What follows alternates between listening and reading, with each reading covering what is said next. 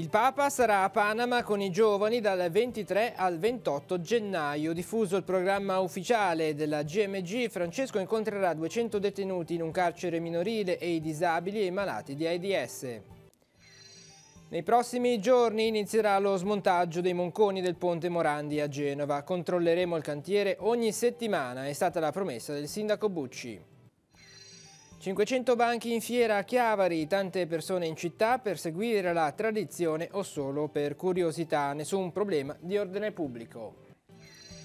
Come sparlare nel web, il tema di approfondimento a Lavagna nell'ambito del mese della pace proposto da Azione Cattolica. La sfida è educare all'incontro con l'altro anche sui social network.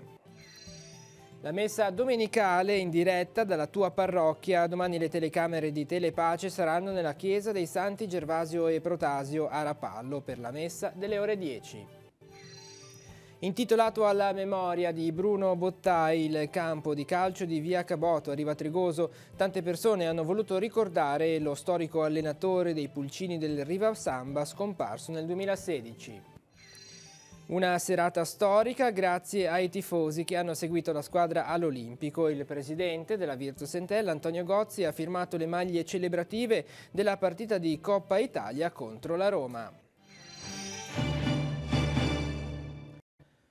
Buonasera ai telespettatori di Tiguglio Oggi. Per molti giovani da tutto il mondo il cammino verso la 34esima giornata mondiale della gioventù a Panama è già iniziato. Il Papa li raggiungerà dal prossimo 23 gennaio sino al 28. La sala stampa vaticana ha diffuso il programma del viaggio che ricalcherà la formula consueta delle GMG con 2 incontri particolari ed intensi. La visita al carcere minorile Las Garzas de Pacora, dove incontrerà 200 detenuti, e l'incontro del Papa con i ragazzi disabili e malati di AIDS nella casa Hogar del Buon Samaritano. Sentiamo. La Giornata Mondiale della Gioventù 2019 a Panama si colloca a metà tra 2 sinodi, quello dei vescovi sui giovani, concluso l'ottobre scorso, e quello di prossima convocazione dedicato all'Amazzonia.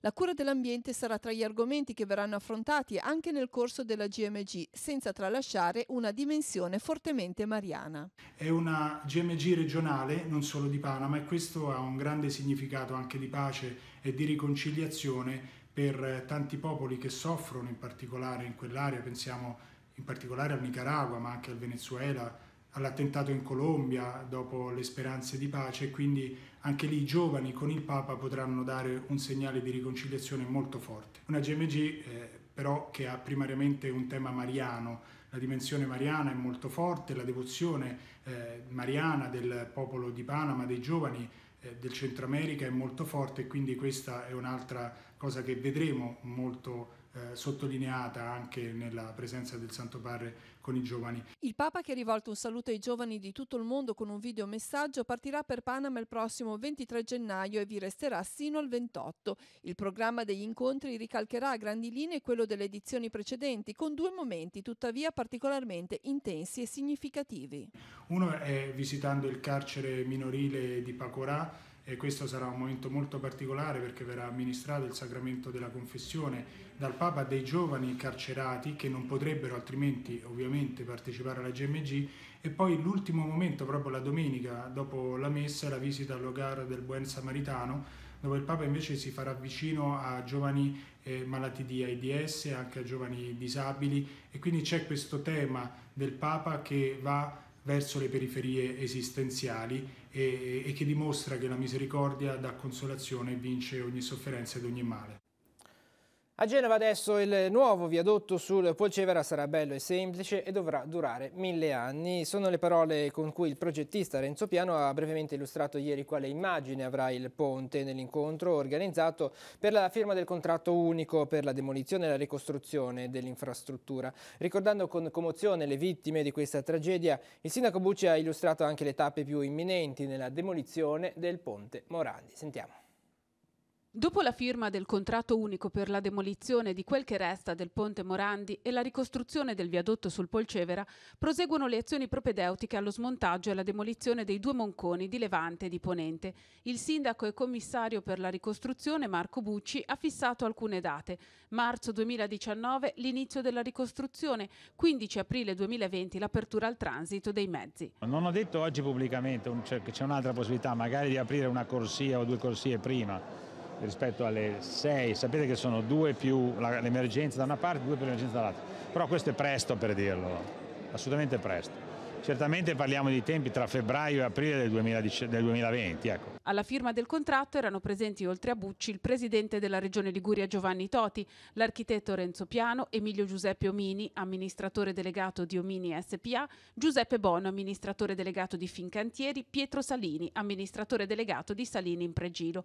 Si è sfilata Vernazza per il timore delle pesanti penali previste in caso di ritardi nei lavori. È un progetto come tutti gli altri, è molto aggressivo, lo sappiamo, l'abbiamo detto. D'altra parte, dove vogliamo che sia così per la città di Genova, lo controlleremo ogni settimana, ogni giorno. Io vi dico un'altra cosa, io ho sempre detto che noi lavoriamo con la best option, il che vuol dire quello che diciamo è la migliore opzione che abbiamo di fronte. Io vi prometto che il giorno in cui mi rendessi conto che una cosa non fosse più realizzabile, lo dirò subito, come ho sempre fatto. Però dobbiamo lavorare per la migliore. Dopo le prove di carico compiute nei giorni scorsi, ora proseguono i lavori per alleggerire il ponte dall'asfalto e dai New Jersey, prima di poter proseguire con lo smontaggio del ponte a partire dalla prossima settimana. 15 dicembre è stata la via della demolizione. Il giorno in cui smonteranno gli impalcati dipende, ci sarà dalla pila 8, la pila 7, cioè io penso che la settimana tra il 21 e il 24, probabilmente il 23 o il 24 si comincerà a vedere se non altro il dente, il primo pezzo del dente.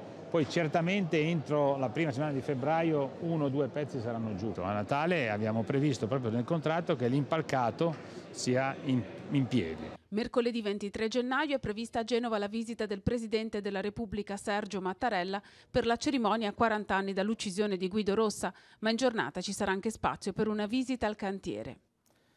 Andiamo sul nostro sito teleradiopace.com per una notizia di cronaca che rimane a Genova. Maxi operazione nel centro storico questa notte a cura dei carabinieri del comando provinciale in collaborazione con i militari impegnati nell'operazione Strade Sicure. L'operazione aveva lo scopo di prevenire i reati con una particolare attenzione all'uso e lo spaccio di sostanze stupefacenti. Sono stati impegnati 40 militari e 10 mezzi. 3 persone, 2 straniere e un italiano, tutte con precedenti, sono state arrestate per cessione di stupefacenti. Uno straniero è stato trovato in possesso di materiale informatico rubato poco prima e successivamente restituito. Nell'ambito della stessa operazione sono stati controllati diversi esercizi commerciali. In 4 casi sono state rilevate gravi violazioni alle norme in materia di tutela dei luoghi di lavoro.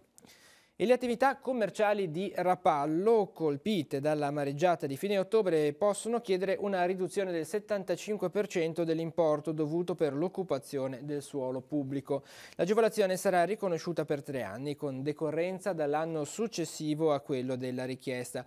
Le istanze devono essere presentate all'ufficio ICA di via Mazzini e per conoscenza al Comune, allegando la richiesta di riconoscimento danni presentata alla Regione. È un segnale importante e concreto, ha dichiarato l'assessore alle finanze del Comune di Rapallo, Alessandra Ferrara, in attesa che gli enti preposti approvino ulteriori aiuti alle attività colpite. E a Chiavari 500 banchi oggi e domani tra le strade della città per il tradizionale appuntamento con la Fiera di Sant'Antonio. Nessun problema di ordine pubblico questa mattina, solo tanta gente fra curiosità e caccia agli affari. Vediamo. Vediamo un po' un acquisto in diretta. Aranci. Arancio. Se è dolce lo prendiamo. Questo guarda, più dolce del Navel non c'è. Il Navel è l'unico arancio che è più dolce che c'è. Dopo c'è il vaniglia, che il vaniglia non è come il Navel. Sì. Un po' di sconto in due piatti. Dai. Ok. Quanto facciamo? Guarda, sarebbe 40 euro, io la faccio 35-30 euro, via. 30 euro. Va bene? 30. Aggiudicato? Aggiudicato. Poi l'anno prossimo controlliamo. Se farà gli aranci di quest'anno sarà difficile che faccia di nuovo. No, questi li fanno sicuramente. Quali sono le novità di quest'anno? E quest'anno puntiamo tutto sulle batterie, perché ormai le nuove macchine sono tutte a batteria. Questa è una motosega con la batteria? Motosega a batteria, poi abbiamo il soffiatore con la batteria, abbiamo le pompe con la batteria, Però la forza rimane. La forza rimane, chiaramente abbiamo meno inquinamento, meno peso e più praticità. E la durata? La durata della macchina ormai si sono perfezionate parecchio. La tradizionale porchetta? Porchetta della Maremma. Noi siamo toscanacci e la porchetta è rigorosamente maremmana da noi. Quale caratteristica? Spezie e aromi naturali. Qual è il vostro compito oggi?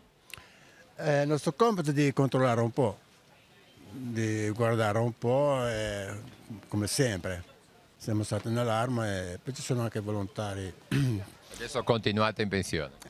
Esatto, continuiamo in pensione. Sì. Siete contenti della fiera? Sì, mi sembra bene, grande e hanno anche messo bene, mi sembra, c'è più spazio. Avete già acquistato qualcosa? Purtroppo sì. Ma è la moglie che spende di più? Come fa a saperlo? Le voci sono tendenziose. Le voci sono così? Sì, è vero. Ha ragione lei? Sì. Domenico, come fa con le castagne? Bene, salute. Guardi che questo è il lavoro tradizionale, non lo fa più nessuno. Come le cuoci? A legna? Sei a legna? Scusi, a carbone. Col carbone, bene. Ah, però. C'è il carbone, c'è la carbonella, si cucinano a carbonella. Da dove arriviamo? Pistoia. Le nostre porchette prima passano alle terme e poi le cuciniamo. Come attività girate sempre per le fiere o avete anche un punto fisso? Domenica ci vediamo a Rafallo? Ah, va bene. Che dici? Ha già prenotato? Già prenotato, allora va bene. La cronaca: si è ferito ad un braccio mentre stava utilizzando una motosega. È successo questa mattina a Cicagna. L'incidente si è verificato intorno alle 12:30. Subito soccorso dai medici del 118. L'uomo è stato trasferito in elicottero al pronto soccorso dell'ospedale San Martino di Genova. È riuscito a sapere le credenziali del conto corrente di una donna di Lavagna. Le ha sottratto 5.000 euro. Una 41enne, quando si è accorta dell'accaduto, ha presentato querela alla stazione dei carabinieri della città di Lavagna. I militari hanno identificato e denunciato per truffa un 41enne di Napoli che ha a suo carico altri precedenti analoghi. Occorre ricordare che bisogna evitare in ogni caso di svelare i codici di accesso al proprio conto corrente. E un uomo, un'altra truffa, è riuscito a farsi accreditare 1.300 euro grazie ad un articolato raggiro. La vittima della truffa aveva messo in vendita su un sito internet specializzato un deambulatore per disabili. Il truffatore prima ha finto di essere interessato all'acquisto, poi è riuscito a scucire la somma al venditore, che ha sporto denuncia alla stazione carabinieri di Sestri Levante. I militari hanno identificato e denunciato per truffa un 64enne residente a Ferrara, già noto alle forze dell'ordine per precedenti simili. Voltiamo pagina. Nell'ambito delle iniziative del mese della pace organizzate dall'Azione Cattolica Diocesana, giovedì prossimo 24 gennaio a Lavagna si terrà un incontro dal titolo Come sparlare nel web, social network, razzismi e odio, incontro con l'altro, una sfida educativa. Sarà relatore dell'incontro Stefano Pasta, ricercatore e docente del CREMIT. L'incontro si terrà nel Salone di Maria Madre della Chiesa a Lavagna a partire dalle 20:45. Sentiamo la presentazione. Nell'ambito delle iniziative del mese della pace, quest'anno Azione Cattolica in Diocesi promuove un incontro su un tema un po' particolare. Quale? Sì, il tema è la comunicazione nell'era delle reti digitali, quindi in qualche modo i nostri linguaggi, i nostri comportamenti sul web, ecco, come internet, i social network influiscano sulla nostra vita di relazione. Ci sembrava importante interrogarci sull'esercizio di una coscienza critica rispetto appunto agli strumenti offerti dall'universo digitale. La pace si può costruire anche attraverso il web? Ma sicuramente, certo, cioè esercitarsi a vincere l'odio e le dinamiche di disprezzo verso l'altro e invece costruire una civiltà della convivenza. Verrà a proporci la sua riflessione un ricercatore della Cattolica di Milano, Stefano Pasta. Ma l'aspetto che vorrei evidenziare è che a partire da un'analisi molto documentata, anche molto originale, delle varie forme di razzismo e di odio, il discorso si amplia e chiama in causa una educazione alla cittadinanza digitale. Quindi di fatto ci interrogheremo su come recuperare nella nostra vita, nel web ma evidentemente anche nella vita reale, una grammatica dell'ascolto, del dialogo, dell'incontro con l'altro, attraverso l'inclusione, attraverso il rispetto delle differenze. Chi è Stefano Pasta? Quali esperienze porterà in questo incontro? Sì, Stefano Pasta è un giovane ricercatore della Cattolica di Milano, però mi piace sottolineare che Stefano Pasta, oltre a essere uno studioso, quindi a occuparsi sul piano accademico di questi argomenti, è anche impegnato attivamente sul fronte della difesa dei diritti civili delle minoranze, si occupa di politiche di accoglienza di migranti, quindi in effetti lui ci porta proprio un'esperienza non solo di studio ma anche di vita. E le iniziative del mese della pace in diocesi proseguiranno con altre 2 date. Domenica 27 gennaio nel seminario di Chiavari la tradizionale festa della pace per bambini e ragazzi. Sabato 9 febbraio nella Basilica dei Fieschi di San Salvatore di Cogorno la veglia di preghiera per la pace. E riprende domani il lavoro che Telepace sta compiendo nelle comunità parrocchiali della diocesi attraverso la trasmissione della Santa Messa domenicale in diretta. Saremo accolti nella Basilica dei Santi Gervasio e Protasio a Rapallo, la popolosa comunità parrocchiale guidata dall'arciprete Don Stefano Curotto e da Don Matteo Prettico. Di recente la parrocchia ha festeggiato i 900 anni di dedicazione della chiesa collocata nella centralissima piazza Cavour. Domani le nostre telecamere entreranno a contatto con questa realtà nello spirito di servizio dell'emittente diocesana e al tempo stesso di condivisione dell'attività portata avanti da Telepace. Al termine della celebrazione i nostri volontari saranno a disposizione per fornire informazioni sulle modalità di sostentamento della TV. Domenica 20 gennaio dunque la Santa Messa sarà trasmessa in diretta alle 10 dalla Basilica dei Santi Gervasio e Protasio a Rapallo, su Telepace 1 al canale 15 e su Telepace HD al canale 515 e in differita poi alle 12:30 su Telepace 4 al canale 218. La classe terza D dell'Istituto Caboto di Chiavari ha conquistato il primo premio nazionale nella 18ª edizione del concorso bandito dal Ministero dell'Istruzione sul tema I giovani ricordano la Shoah. Gli studenti hanno realizzato un libro animato dal titolo Sul filo delle parole, in cui ogni ragazzo ha sviluppato alcuni temi affrontati lo scorso 9 ottobre a Genova dalla senatrice Liliana Segre, coniugandole con immagini tali da creare un filo diretto tra la tragedia del passato e i problemi del presente. Un gruppo di 9 studenti si recherà a visitare i campi di Auschwitz e Birkenau grazie alla collaborazione tra il Ministero e l'Unione delle Comunità Ebraiche, mentre un altro gruppo sarà ricevuto al Quirinale dal Presidente della Repubblica Sergio Mattarella. In questa occasione gli studenti potranno seguire il convegno Trasmettere e insegnare la Shoah è impossibile, che si terrà presso l'Aula dei gruppi parlamentari nella mattina del 25 gennaio a Roma. E l'Istituto Comprensivo di Rapallo invece ha ottenuto dal Ministero dell'Istruzione un finanziamento di 20.000 euro che permetterà di realizzare all'interno della scuola un laboratorio di robotica per la progettazione e la stampa di oggetti in 3D. Si tratta di un concorso volto alla realizzazione di progetti didattici innovativi che si propongono di riprogettare gli ambienti scolastici con soluzioni flessibili. In questo contesto l'istituto è risultato primo in Liguria e 21esimo in tutta Italia fra oltre 5.000 scuole partecipanti. Il progetto dell'Istituto Comprensivo Rapallese si chiama La Bottega dei Cybertalenti, si propone di ridisegnare alcuni spazi dell'istituto, tra cui la biblioteca, nei quali le nuove tecnologie sono impiegate per stimolare la creatività anche digitale degli allievi, coinvolgendoli nell'esperienza del ricercare, creare, presentare, integrare e sviluppare. Il progetto non riguarderà solo la ristrutturazione degli spazi o l'acquisto di nuove dotazioni, ma anche la formazione dei docenti. E da oggi porta il nome di Bruno Bottai, storico allenatore della squadra dei Pulcini del Rivasamba, prematuramente scomparso nel 2016, il campo di calcio di Via Caboto a Riva Trigoso. Questo pomeriggio si è svolta la cerimonia di intitolazione con lo scoprimento di una targa che ricorda un personaggio molto amato nel quartiere, per molti anni istruttore dei giovani calciatori proprio del Rivasamba. Vediamo.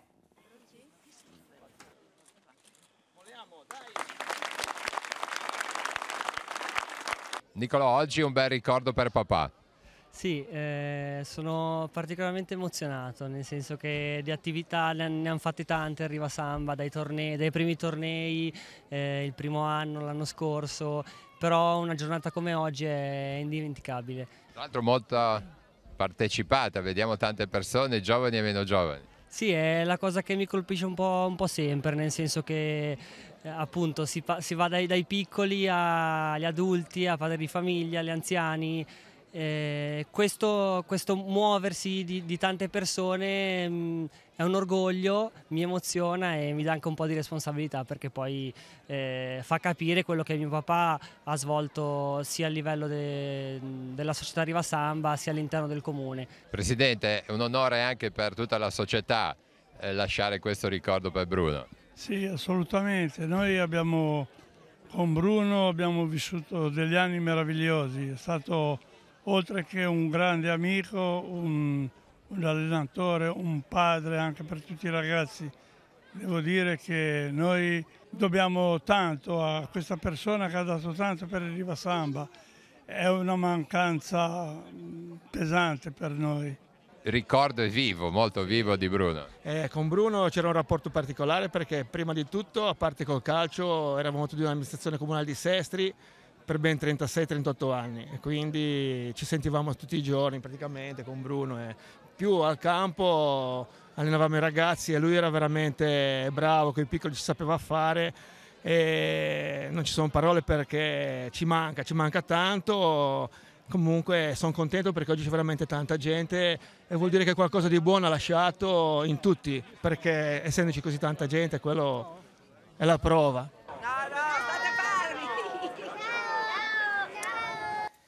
E ha riaperto oggi, totalmente trasformata, la struttura della Bocciofila di Lavagna che sorge alle spalle del campo di calcio Riboli. Al posto dei campi da bocce sono stati realizzati 3 campetti da beach volley. A gestire la struttura sarà la società sportiva Beach Sport Chiavari. Da oggi dunque è possibile prenotare i campetti per giocare o allenarsi in una disciplina che in questi ultimi anni sta riscontrando molto successo, soprattutto tra i più giovani.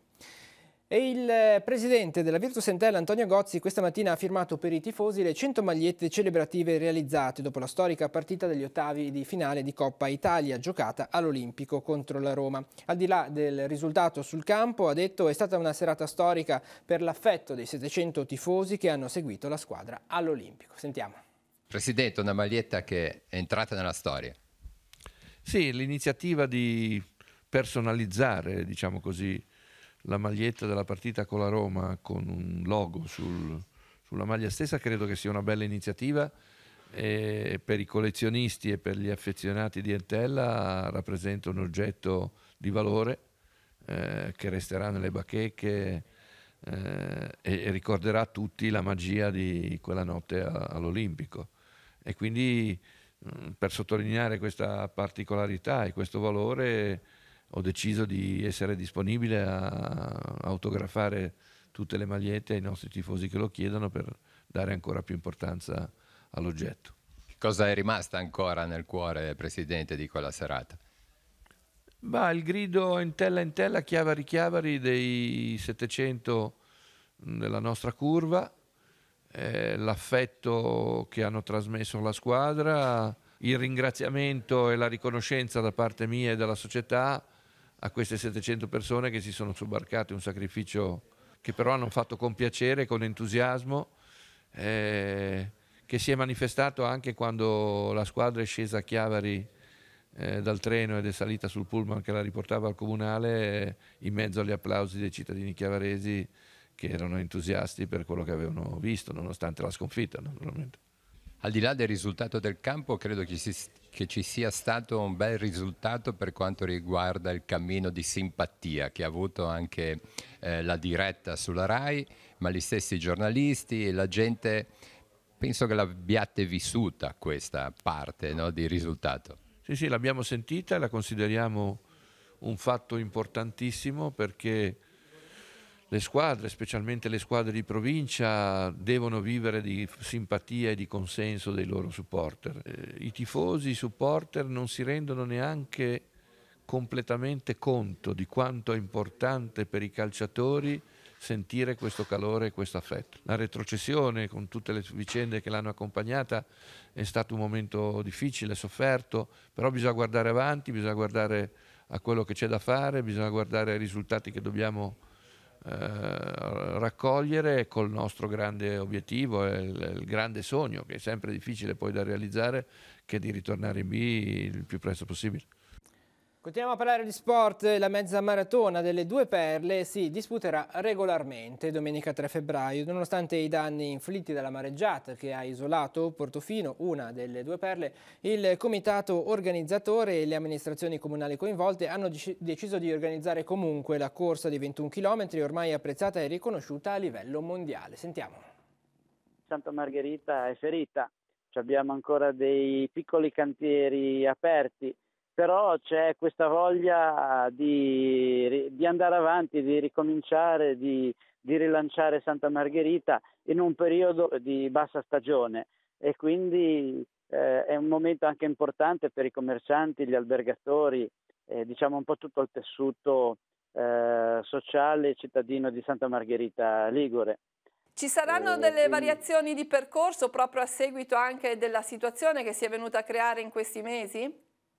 Assolutamente sì, perché ovviamente la strada che collega Santa Margherita con Portofino è ancora interrotta all'altezza della Cervara, quindi lì ci sarà un giro di boa e poi il percorso si svilupperà anche all'interno della città, quindi questa sarà un'edizione unica, un'edizione sicuramente da non mancare. Avete già una stima dei partecipanti per questa edizione? Allora, il nostro obiettivo è arrivare a 2000 partecipanti tra il sabato e la domenica, anche perché il sabato ci sarà anche lì un'importante manifestazione. Oltre alla mezza maratona ci sarà la Portofino Run, che è una gara competitiva di 10 km, e poi c'è la Family Run, a cui possono partecipare tutti. Non è una manifestazione competitiva e si arriva a Portofino con la Family Run perché si ha la possibilità di passare sulla passerella. Qualche nome di spicco atteso? Qua c'è molta attesa, si sta creando molta attesa perché parteciperanno per la terza volta Abel Anton e Martin Fitz, sono stati campioni del mondo. Torna domani l'iniziativa Pizze d'altro mondo. Dalle 18 in poi i ragazzi delle parrocchie di Riverola, Graveglia e Paggi di Carasco prepareranno delle pizze da sport cotte nel forno a legna. Il ricavato dell'iniziativa sarà interamente devoluto alle missioni di Man in Costa d'Avorio e di Lima in Perù. La consegna avverrà dalla cappellina di Riverola di Carasco. Per prenotare occorre telefonare, il numero è il 338 4079 643. E adesso nella nostra agenda gli appuntamenti in programma per la giornata di domani e lunedì.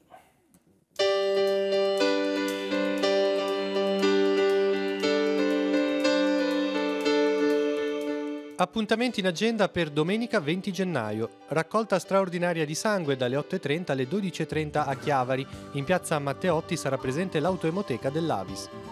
Alle 16, nei locali di Villa Quairolo a Rapallo, conferenza sul tema dell'ecumenismo. A parlarne, in occasione della settimana di preghiera per l'unità dei cristiani, Giorgio Caralis, il pastore Massimo Marottoli, padre Attilio Fabris e Maximos Lavriotis. Sempre a Rapallo, ma alle 17, al Teatro Auditorium delle Clarisse, concerto sinfonico dell'orchestra Jean Sibelius, diretta da Filippo Torre. Saranno proposti brani di Mozart e Boccherini. Appuntamenti in agenda per lunedì 21 gennaio. Alle 10.30 sul ponte Don Salini di Coreglia Ligure, commemorazione ufficiale della deportazione degli ebrei verso Auschwitz. Massimo Minella porterà il racconto Campo 52, storie di crimini ed amore in tempo di guerra. Alle 15 all'Ascito Cuneo di Calvari, gli alunni della secondaria di Cicagna presenteranno una ricerca sulla storia di due sorelle ebree scampate alla deportazione.